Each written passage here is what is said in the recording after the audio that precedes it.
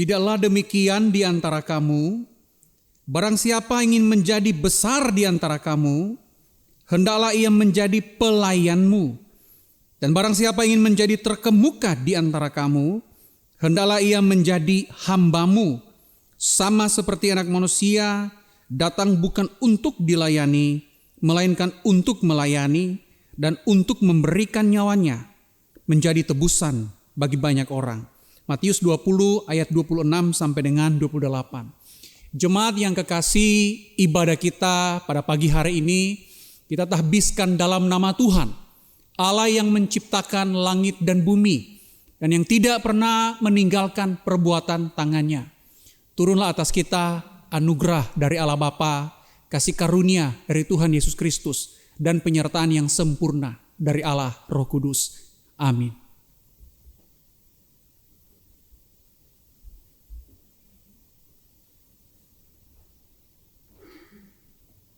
Ya, shalom saudaraku, sungguh bersyukur kalau Tuhan masih memelihara hidup kita hingga hari ini. Sudah beberapa bulan pandemi ini berlangsung, dan kalau kita melihat keadaan kita masing-masing, kita bersyukur Tuhan masih memelihara, Tuhan menjaga kita di waktu tenang ataupun tegang. Masih ada makanan di meja makan, anak-anak masih tetap dapat bersekolah, dan kita masih sehat. Silakan terus menghitung dan menghitung berkat Tuhan yang saudara alami dalam hidup ini. Seperti Mazmur 103 ayat yang ke-11 berbunyi, tetapi setinggi langit di atas bumi, demikian besar kasih setia Tuhan atas orang yang takut akan Dia, yang hidupnya benar dan memegang perintahnya. Saudaraku, saya mengajak kita sama-sama menghampiri hadirat Allah yang kudus, menaikkan pujian dan penghormatan kepada Allah Tritunggal, untuk kasih setia Tuhan, untuk pemeliharaan Tuhan yang kita rasakan dalam hidup ini. 309 KPPK, Bapa di sorga, hatiku bersyukur.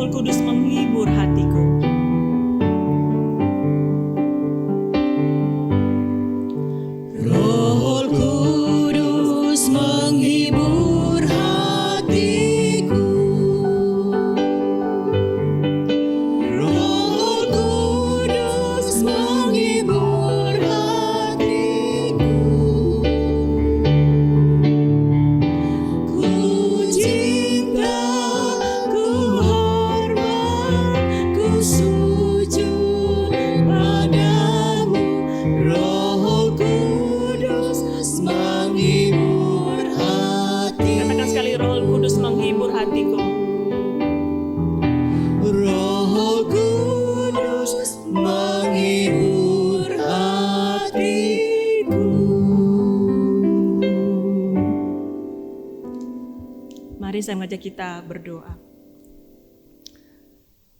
Bapa di surga, Engkau mengenal setiap kami. Engkau mengenal hati kami.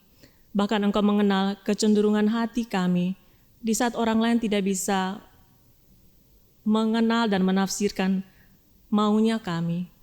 Kami datang padamu Tuhan. Kami tunduk dan gemetar di hadapan hadirat-Mu, mengaku dosa dan salah kami. Kiranya Engkau berkenan mengampuni dan menyucikan kami, dan melayakkan kami untuk menghampiri hadirat-Mu dan menikmati persekutuan dengan Engkau di hari ini. Hadir dan pimpin kami Tuhan. Berkati hamba-Mu, Bapak Marlon yang akan sebentar mengajar pada kami. Kiranya kuasa Roh Kudus yang menolong beliau mengajar dan berkata-kata dengan benar, dan setiap kami boleh dibangun, boleh ditegur, dan boleh dibentuk oleh firman itu. Tolong setiap kami Tuhan, berikan kami hati yang lembut, yang mau dibentuk, mau diasah, mau dibawa untuk mengenal Engkau lebih dalam lagi, dan hidup sesuai yang Tuhan mau. Terima kasih Tuhan, dalam nama Yesus Kristus, kami berdoa, kami mengucap syukur pada Bapa dalam surga. Amin. Dengarkanlah berita anugerah yang terambil dari Mazmur 103 ayat 8 hingga ayatnya yang ke-12 yang berbunyi demikian. Tuhan adalah penyayang dan pengasih, panjang sabar dan berlimpah kasih setia. Tidak selalu Ia menuntut dan tidak untuk selama-lamanya Ia mendendam.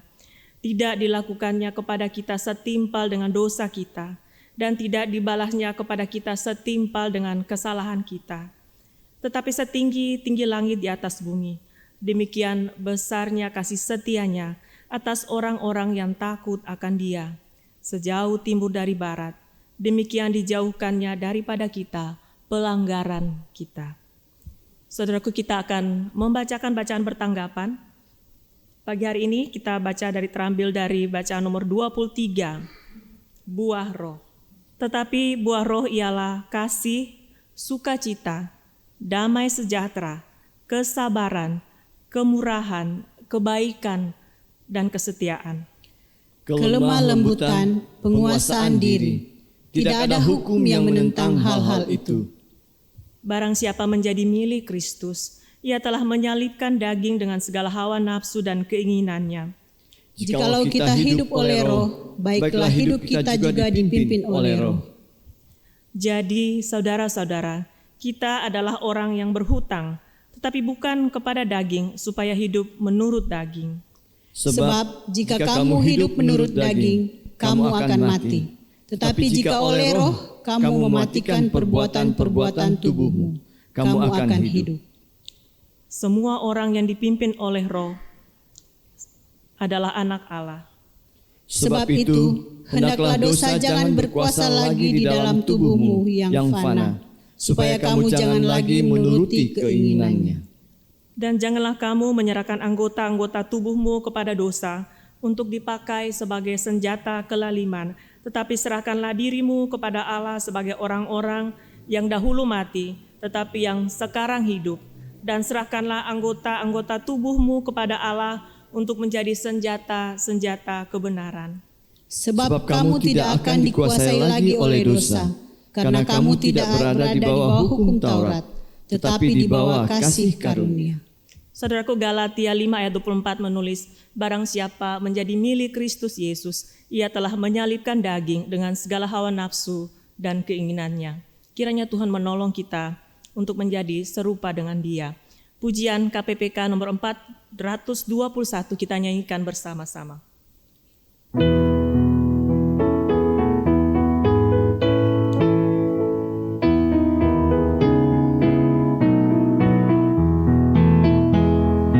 Tuhan berjanji kau tak kulupakan, siapakah gerangan yang menggoncangku. Walau di lembah yang gelap gulita, akan dicerahkan oleh kasih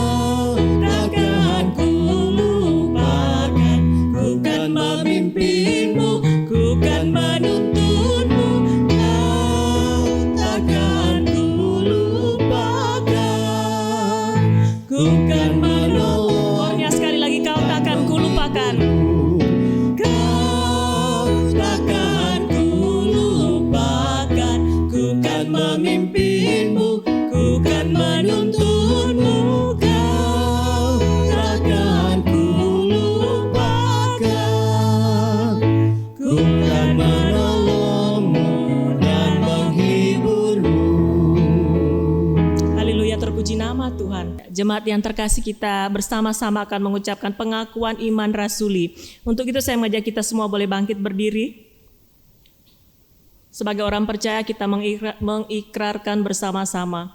Aku percaya kepada Allah, Bapa yang Maha Kuasa, Khalik langit dan bumi, dan kepada Yesus Kristus, anaknya yang tunggal Tuhan kita, yang dikandung dari Roh Kudus, lahir dari anak darah Maria, yang menderita sengsara di bawah pemerintahan Pontius Pilatus, disalibkan, mati dan dikuburkan, turun ke dalam kerajaan maut. Pada hari yang ketiga, bangkit pula dari antara orang mati, naik ke sorga, duduk di sebelah kanan Allah, Bapa yang Maha Kuasa, dan dari sana Ia akan datang untuk menghakimi orang yang hidup dan yang mati.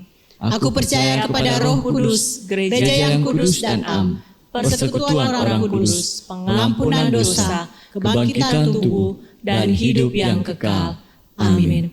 Bapak Ibu dipersilakan duduk kembali. Saudaraku, kita akan mendengarkan firman Tuhan yang akan dibawakan oleh Bapak Maron Lahope dengan tema Menjadi Hamba. Namun sebelumnya saya mengajak kita mari mempersiapkan hati. Kita nyanyikan pujian Penuhkanlah Bejanaku. Seperti bejana di tangan penjunan, kiranya Tuhan menjadikan kita hati yang lembut dan mau dibentuk serupa seperti Dia.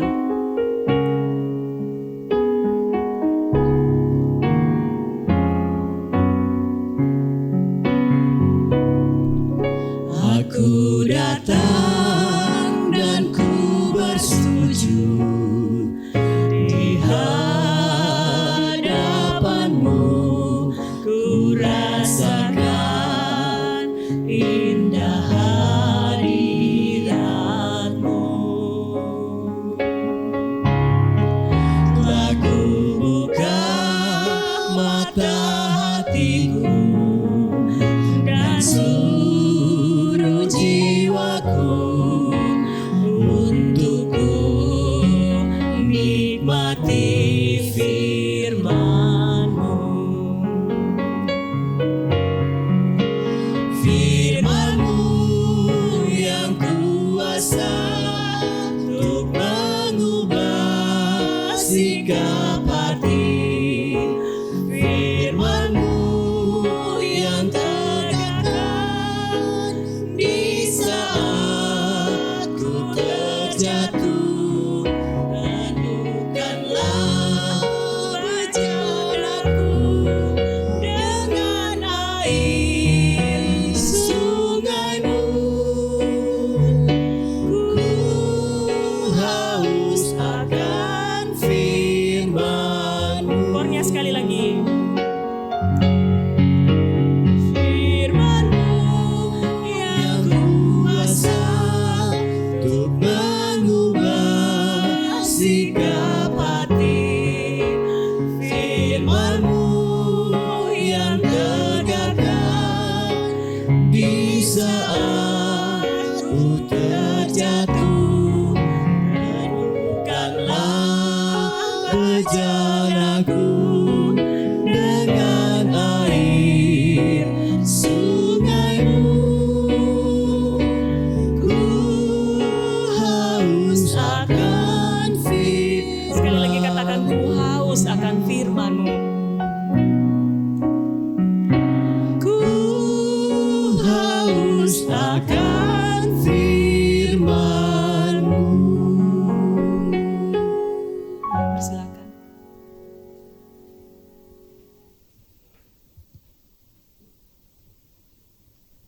Mari Ibu Bapak kita mempersiapkan kehidupan kita satu dalam doa. Bapa, kami akan membaca dan merenungkan sebagian dari firman-Mu. Di dalam segala keterbatasan dan kelemahan kami, biarlah Allah yang membukakan pikiran dan hati kami. Sehingga firman yang kami baca tidak berlalu, namun kami betul-betul diubahkan, kami diarahkan, kami dibimbing Tuhan ke jalan yang mana harus kami lewati. Tolonglah kami semua, karena kami menyadari tanpa Tuhan kami tidak mampu melakukan apapun. Hamba-Mu yang penuh dengan kekurangan dan keterbatasan, Allah Roh Kudus yang memberikan dia kekuatan, sehingga dia mampu menyampaikan firman yang Tuhan pandang baik bagi kami untuk sama-sama kami semua belajar. Terima kasih Bapa, berfirmanlah karena kami siap untuk mendengar. Di dalam nama Tuhan Yesus kami berdoa dan bersyukur. Amin. Shalom Ibu Bapak, selamat pagi. Saya berharap Ibu Bapak di rumah dalam keadaan yang baik. Meskipun sudah cukup lama kita tidak bersua karena kita harus ibadah lewat online. Tapi kiranya pertumbuhan rohani kita tidak stagnan. Tapi kita boleh terus bertumbuh ke arah Kristus yang adalah kepala. Firman Tuhan kita pada pagi hari ini sebenarnya dari Injil Markus. Tetapi kalau Ibu Bapak memperhatikan, karena Injil Markus itu termasuk Injil sinoptik, Markus, Lukas, dan Matius, saya melihat versi yang lebih utuh dari Injil Matius. Nah, narasinya tetap narasi yang sama mengenai permintaan Ibu Yakobus. Saya akan membaca di Matius, kemudian dalam pembahasan nanti kita akan membandingkan dengan beberapa teks ada di Markus. Karena itu mari kita membuka Matius pasal 20 ayat 20 sampai dengan ayatnya yang ke-28. Kalau di Markus pasal 10 ayat 35 sampai dengan 45. Dua cerita ini sebenarnya sama, hanya ada pembedaan karakter dan beberapa plot, makanya saya memilih Matius karena teksnya lebih utuh menurut saya, Ibu Bapak. Mari kita melihat Matius pasal 20 ayat 20 sampai dengan 28. Saya akan bacakan, Ibu Bapak bisa mengikuti entah lewat handphone, lewat Alkitab masing-masing atau tape dan TV yang Ibu Bapak pakai untuk beribadah. Matius pasal 20 ayat 20 sampai dengan 28. Firman Tuhan demikian. Lembaga Alkitab Indonesia memberikan judul Permintaan Ibu Yakobus dan Yohanes bukan memerintah melainkan melayani. Maka datanglah ibu dari anak-anak Zebedeus serta anak-anaknya itu kepada Yesus. Jadi yang datang ini 3 orang, saudara-saudara. Lalu sujud di hadapannya untuk meminta sesuatu kepadanya. Kata Yesus, "Apa yang kau kehendaki?" Jawabnya, "Berilah perintah supaya kedua anakku ini boleh duduk kelak di dalam kerajaanmu. Yang seorang di sebelah kananmu dan yang seorang lagi di sebelah kirimu." Tetapi Yesus menjawab, katanya, "Kamu tidak tahu apa yang kamu minta. Dapatkah kamu meminum cawan yang harus kuminum?" Kata mereka kepadanya, "Kami dapat." Yesus berkata kepada mereka, "Cawanku memang akan kamu minum.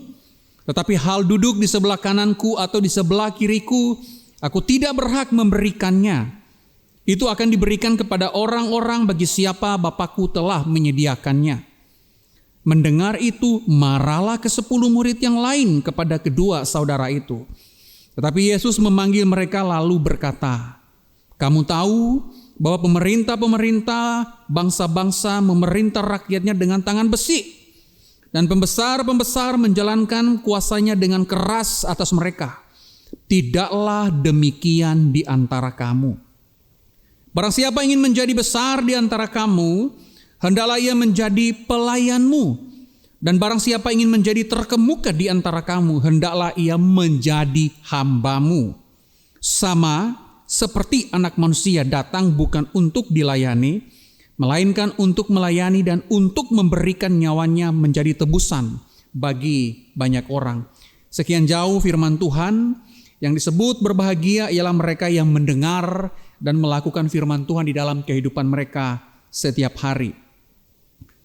Ibu bapak saudaraku yang diberkati Tuhan, beberapa waktu yang lalu saya dan istri menonton sebuah drama seri Korea, bukan drama yang sering dinonton banyak orang ya. Kami drama kerajaan, kurang lebih ada 56 episode. Judul film tersebut adalah Jewel in the Palace atau Dae Janggem. Nah, salah satu karakter yang menarik perhatian saya dari film itu adalah seorang yang bernama Dayang Choi. Saudara-saudara, Dayang Choi merupakan salah satu dayang yang mempersiapkan makanan raja. Jadi kalau raja mau makan, mereka yang siapkan di dapur. Nah, Dayang Choi ini punya ambisi yang sangat besar untuk menjadi pemimpin, sehingga dia bisa mengepalai puluhan dayang-dayang yang lain. Nah, saudara-saudara yang diberkati Tuhan, untuk mencapai posisi dan ambisinya itu, Dia melakukan berbagai cara. Dia memakai jimat, ditaruh di dapur. Dia kemudian menuduh orang lain. Kemudian orang lain itu disuruh minum racun supaya mati karena dia memfitnah. Dia menyuap orang lain. Dia bekerja sama dengan para pembesar kerajaan supaya bisa menjadikan dia pemimpin di para dayang yang di dapur.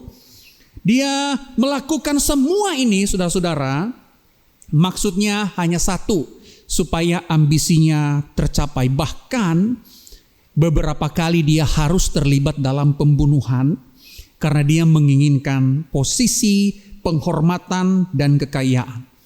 Ambisi kotor itu menguasai Dayang Choi, sehingga ia melakukan berbagai macam cara supaya ia mendapatkan posisi tersebut. Nah, ibu bapak saudaraku yang diberkati Tuhan, ambisi itu bukan sesuatu yang salah. Pada dirinya sendiri ambisi adalah netral. Ambisi untuk melakukan hal yang baik, hal yang bersih dari anggota pribadi kita, itu ambisi yang baik. Ambisi seseorang untuk berguna bagi banyak orang lain adalah ambisi yang baik. Ambisi untuk membuat gereja kita ini semakin berkembang, semakin efektif adalah ambisi yang baik.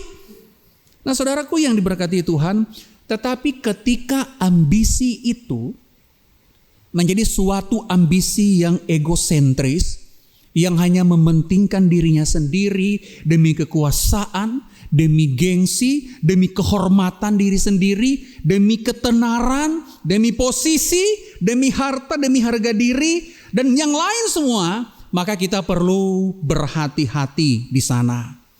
Sekali lagi kita perlu berhati-hati. Saudaraku yang diberkati Tuhan, tema kita pada pagi hari ini adalah menjadi hamba. Kalau teks yang kita baca baik di Markus atau Matius, topiknya tentang pemimpin yang melayani. Tema kita menjadi hamba. Karena itu pagi hari ini kita akan belajar sebenarnya apa yang firman Tuhan maksudkan dengan menjadi hamba. Kita perlu memahami apa yang Tuhan mau bagi kita sebagai orang Kristen. Ketika kita memahami apa sih menjadi hamba, apa sih yang Yesus maksudkan lewat teks yang kita baca pada pagi hari ini. Nah saudara, ada dua hal yang ingin saya bagikan dengan kita semua. Yang paling pertama, poin yang pertama saya ajak untuk kita renungkan, saya kasih judul ambisi yang egosentris atau self-centered ambition. Nah saudara, ambisi yang egosentris ini itu adalah ambisi yang berpusat pada diri sendiri. Ambisi ini liar sekali. Kadang-kadang dia bahkan tidak jarang dia sulit dikendalikan. Ambisi ini akan melakukan apa saja asal apa yang dia inginkan itu terwujud. Tidak peduli dengan keadaan, tidak peduli dengan perasaan orang lain, tidak peduli dia salah atau benar, tidak peduli dia menggunakan cara apa. Tidak peduli dia, selama ambisi yang kotor yang dia inginkan itu bisa tergapai. Bahkan tidak jarang dia memanfaatkan keadaan, dia memanfaatkan situasi, bahkan memanfaatkan orang lain demi tercapainya ambisi yang dia inginkan. Nah saudara-saudara, pembacaan kita pada pagi hari ini itu menarik sekali. Itu memiliki kesamaan dengan topik menjadi hamba atau topik mengenai bagaimana sikap hati kita mengenai ambisi.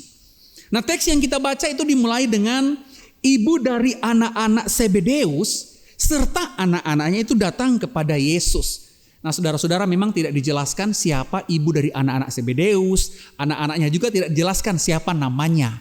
Tetapi kalau kita mau bandingkan dengan Markus membocorkan rahasia ini. Markus 10 ayat 35 itu menjelaskan bahwa kedua anak itu adalah Yakobus dan Yohanes. Nah kalau ini Yakobus dan Yohanes, mama mereka, ibu yang datang di sini adalah Salome. Nah Salome ini adalah saudara dari mamanya Maria, mamanya Yesus, Maria. Jadi Salome dengan Maria kemungkinan saudaraan.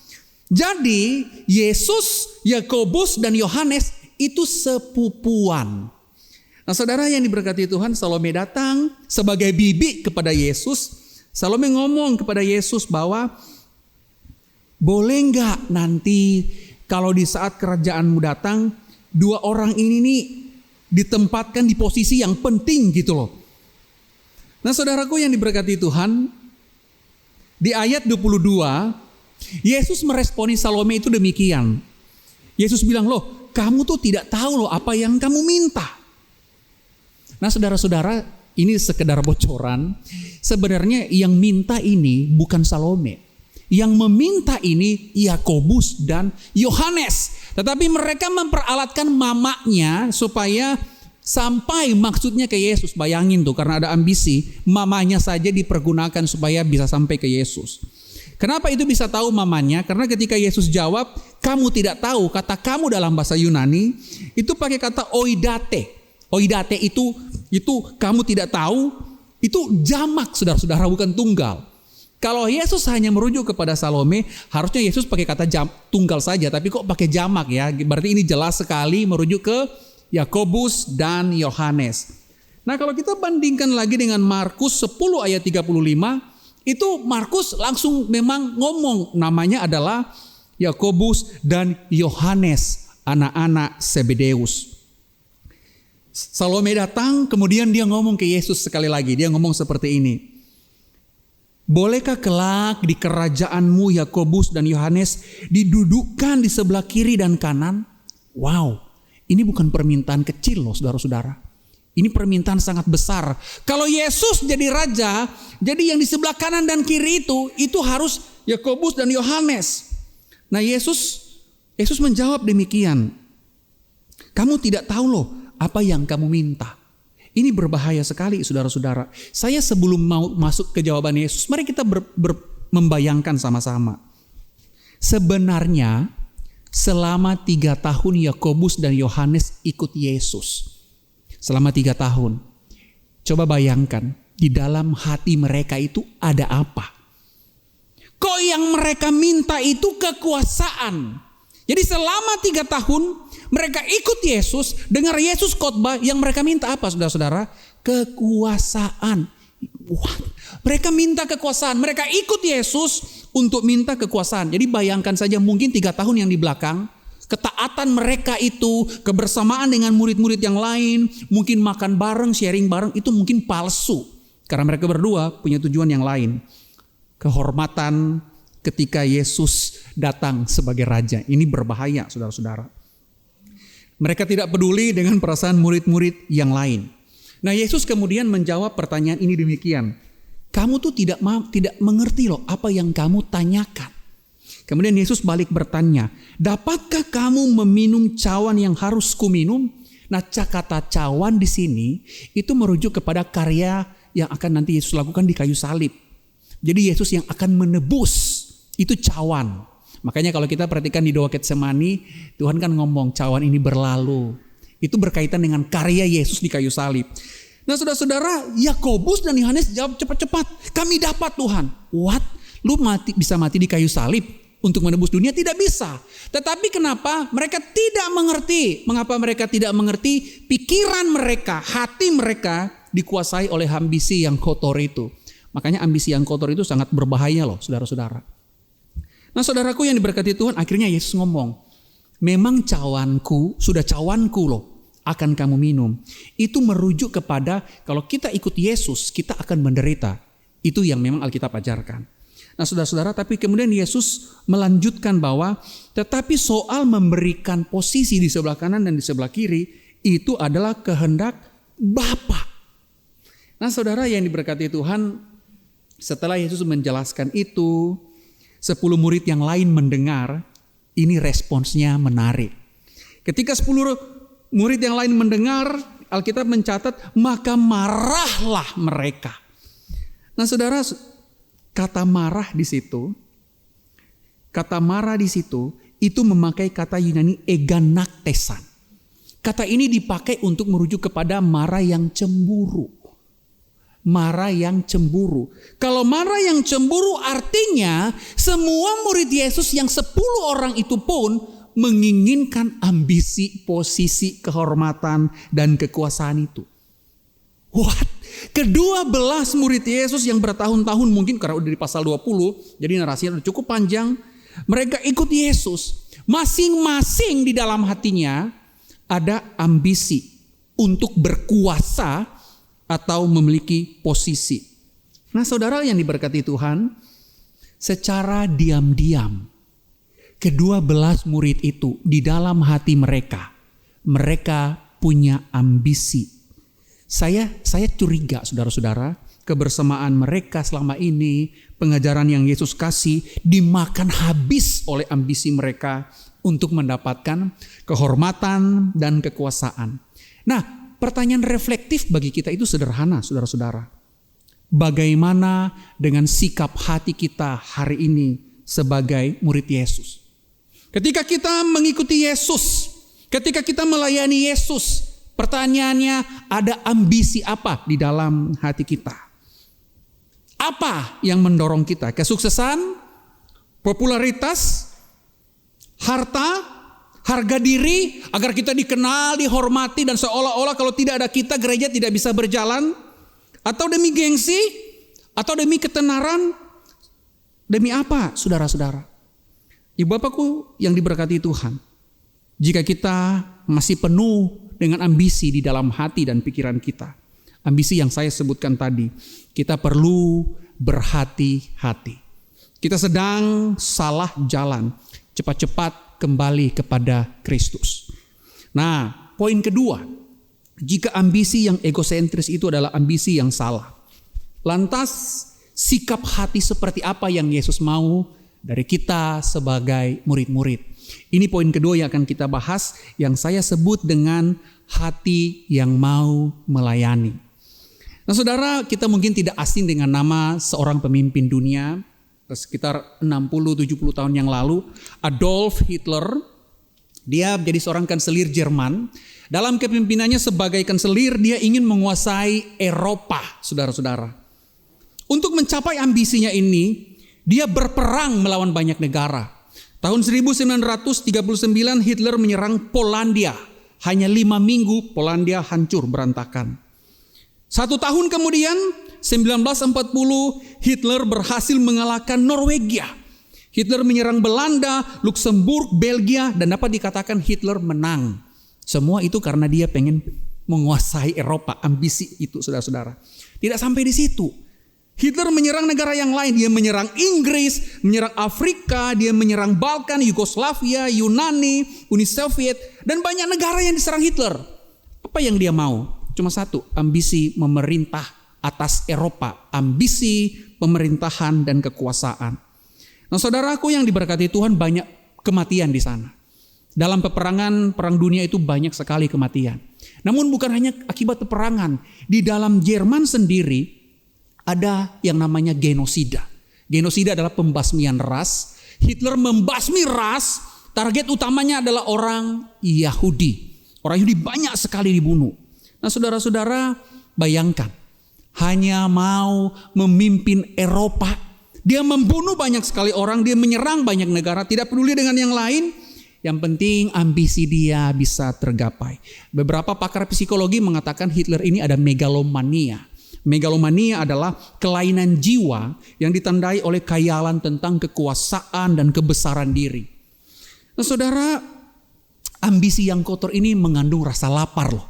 Lapar untuk kekuasaan, lapar untuk kehormatan, lapar untuk posisi, harta, harga diri, popularitas, berbahaya. Dia tidak peduli dengan yang lain. Yang dia tahu, kehidupan dia tercapai kepuasannya. Nah, saudaraku yang diberkati Tuhan, ketika Yesus melihat murid-muridnya jatuh dalam konsep yang salah, Yesus memanggil murid-muridnya. Yesus berkata kepada murid-muridnya demikian. Perkataan ini sangat baik sekali. Mari kita memperhatikan Alkitab kita. Yesus berkata demikian.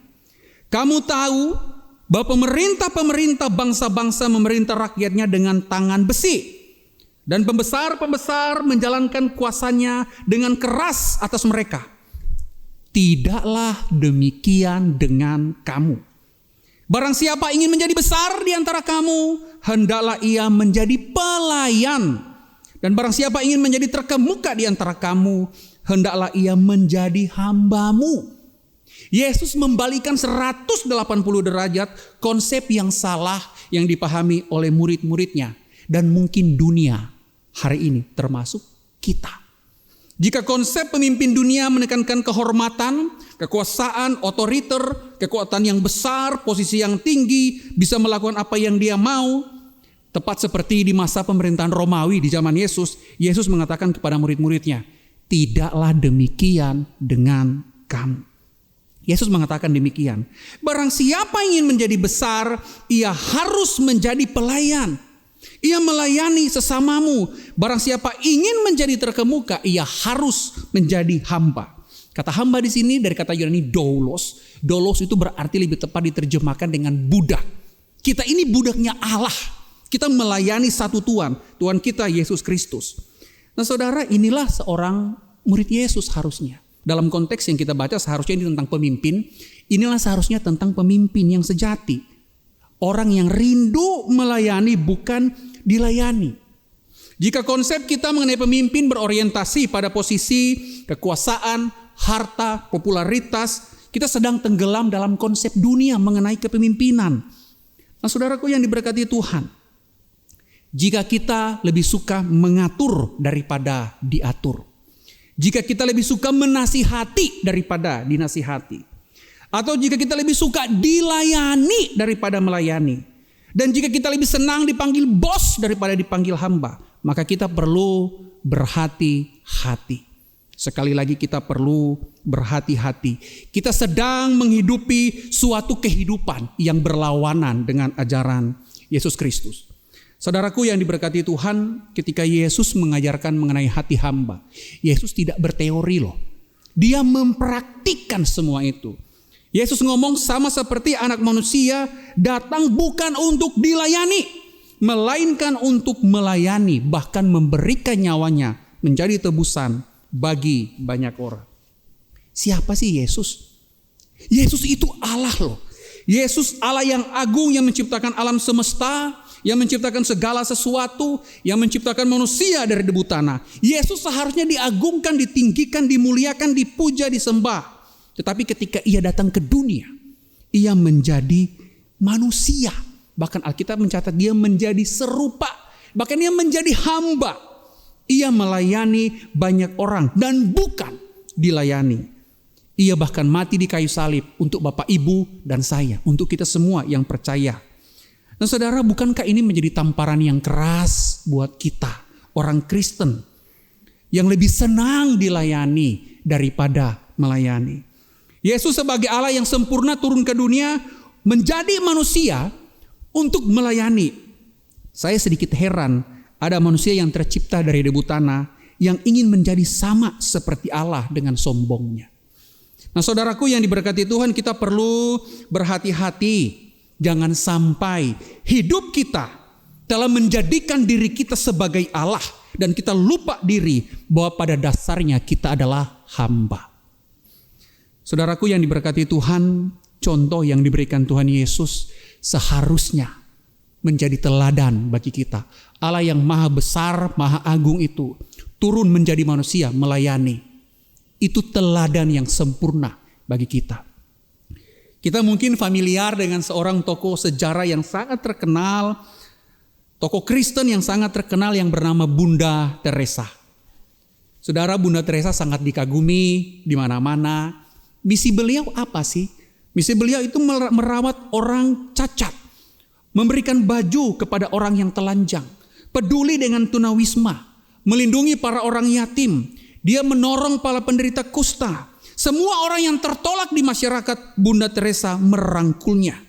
Dia memberikan perawatan, obat-obatan, orang-orang yang terkena penyakit AIDS yang dibuang masyarakat ditampung oleh Bunda Teresa. Sepanjang hidupnya, fokus pelayanan Bunda Teresa adalah melayani orang-orang yang dianggap sampah masyarakat. Nah saudara, pada tahun 1979, Bunda Teresa mendapatkan Nobel. Nama Nobelnya adalah Nobel Peace Prize. Nah Nobel ini diberikan karena dia adalah orang yang melakukan pendamaian, dalam arti bukan ada peperangan, tidak. Dia membawa damai kepada banyak orang. Nah saudara, ketika diberikan Nobel itu, Bunda Teresa ngomong demikian, saya tidak layak. Saya mendapatkan penghargaan ini karena saya melayani orang miskin. Saya tidak layak. Dalam artian, kok saya melayani orang miskin dapat penghargaan? Harusnya kalian datang turun gitu loh. Harusnya Bunda Teresa pengen tuh semua datang membantu. Nah saudara-saudara, puji Tuhan sekarang lembaga pelayanan Bunda Teresa sudah banyak sekali yang melakukan itu ya, di berbagai negara sudah banyak sekali. Jadi Bunda Teresa mengatakan, saya tuh tidak layak. Biarlah penghargaan ini menyemangati pelayanan kepada orang miskin. Dengan melayani orang miskin, Bunda Teresa mengatakan, saya melayani Allah. Nah saudara, perkataan Bunda Teresa ini membuat saya teringat pada firman Tuhan yang kita baca. Yesus mengatakan, tidak demikian di antara kamu. Barang siapa ingin menjadi besar di antara kamu, hendaklah ia menjadi pelayanmu. Dan barang siapa ingin menjadi terkemuka di antara kamu, hendaklah ia menjadi hambamu. Sama seperti Anak Manusia, datang bukan untuk dilayani, melainkan melayani dan memberikan nyawanya bagi tebusan banyak orang. Saudara yang diberkati Tuhan, hati yang mau melayani itu adalah hati yang seirama dengan hati Tuhan. Hati yang seperti ini dijauhkan dari berbagai ambisi yang egosentris, seperti kekuasaan, kehormatan, popularitas, gengsi, posisi, dan lain sebagainya. Saudara, gereja adalah tempat di mana kita seharusnya mengejawantahkan hati hamba ini, di mana kita saling melayani satu dengan yang lain. Ada satu ungkapan, satu quote yang sangat baik dikatakan demikian. Gereja lebih membutuhkan seorang hamba daripada ratusan pemimpin. Jika gereja dipenuhi dengan orang-orang yang hanya mau memimpin saja, maka kita perlu berhati-hati. Karena kalau semua hanya ingin memimpin, maka tidak ada satupun yang ingin dipimpin. Saudara, salah satu pencapaian terbesar dalam hal kedewasaan rohani adalah ketika kita mampu menempatkan diri kita di hadapan Allah dan sesama sebagai hamba dan bukan tuan.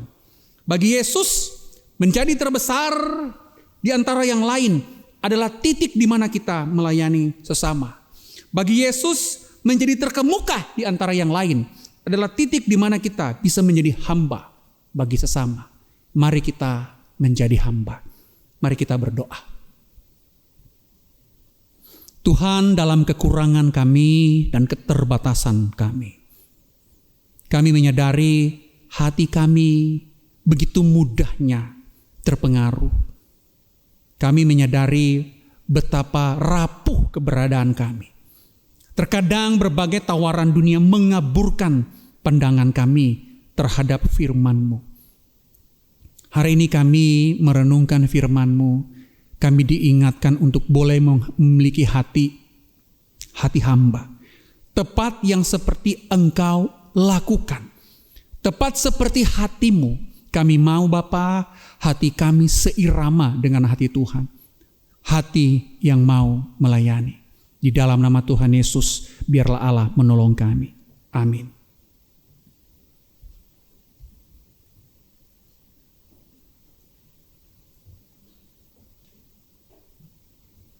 Iya, terima kasih kepada Bapak Penginjil Marlon yang sudah menyampaikan firman Tuhan bagi kita sekalian.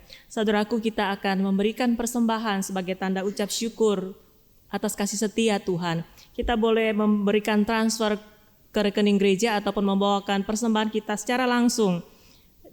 Di tata usaha telah disediakan suatu kotak dan kita boleh membawakan persembahan itu langsung dan mengisinya. Kita memberikan persembahan dengan menyanyikan pujian KPPK 292, seperti Yesus.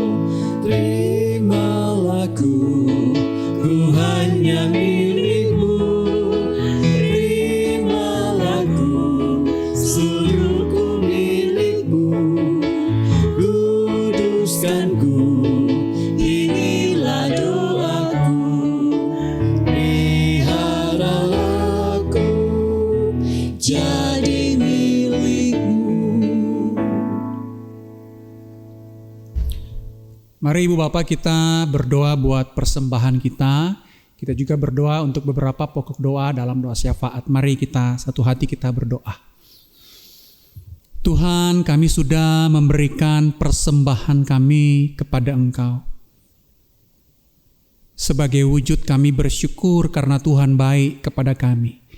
Terimalah ya Bapa persembahan kami menjadi persembahan yang berbau harum kepada Engkau. Persembahan ini dapat diolah dengan baik oleh majelis untuk pelayanan Tuhan. Terima kasih ya Tuhan. Kami juga berdoa buat kondisi pekerjaan jemaat kami. Apapun profesi yang sedang ditekuni. Di tengah kondisi pandemi, penghasilan mulai menurun. Tuhan, peliharalah usaha jemaat kami. Kami berdoa untuk jemaat yang sakit atau dalam pemulihan, biar Tuhan memberkati berbagai usaha yang mereka lakukan untuk memperoleh kesembuhan. Obat-obatan yang mereka konsumsi, apapun yang mereka usahakan, kiranya Tuhan memberkati sehingga boleh membuahkan hasil yang baik, yakni kesembuhan yang datang dari Engkau. Bapak, kami berdoa untuk keluarga kami yang tidak bersama dengan kami, yang tinggal di luar kota Ambon, dimanapun mereka berada, orang tua kami, anak-anak kami, saudara-saudara kami. Jaga dan lindungilah mereka, ya Tuhan. Kondisi yang seperti ini membuat kami khawatir keadaan dengan orang-orang yang kami kasihi. Tolong jagalah keluarga kami, Bapa.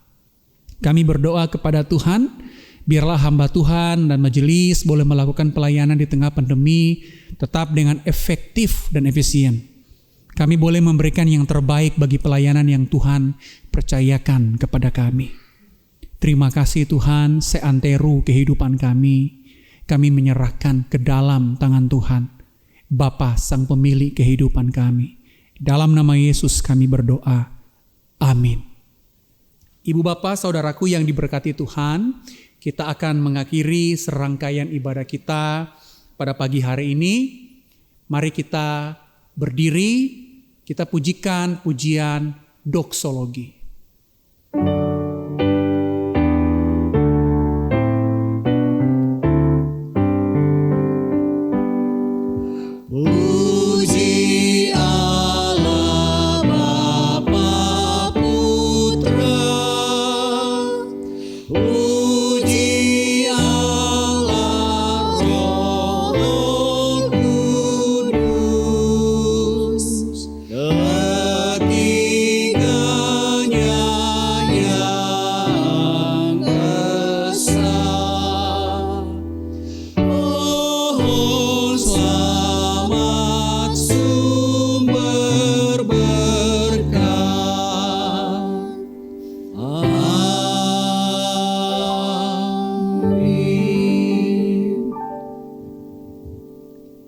Tuhan memberkati kita dan melindungi kita. Tuhan menyinari wajah-Nya kepada kita dan memberikan kita kasih karunia. Tuhan menghadapkan wajah-Nya kepada kita dan memberikan kita damai sejahtera. Amin.